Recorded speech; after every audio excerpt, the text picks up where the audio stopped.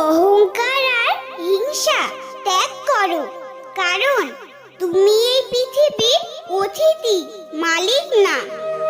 ভগবান যা দিয়েছে সেটা নিয়ে তৃপ্তি থাকার সবসময় চেষ্টা করুন। ভেবে দেখবেন ভগবান আপনাকে যা দিয়েছে সেটুকুই অনেক মানুষ পায়নি। অপরকে নয়, পরিবারকে ভালোবাসুন। মৃত্যুর পর জীবনের সবচেয়ে কঠিন সত্য কি জানেন? স্ত্রী সাথ দেবে বাড়ির চৌকাঠ পর্যন্ত, সমাজ সাথ দেবে শ্মশান পর্যন্ত, পুত্র সাথ দেবে আপনাকে অগ্নি দান করা পর্যন্ত। আপনার সাথে যদি কিছু যায় সেটা শুধুমাত্র আপনার কর্ম। রাধে রাধে।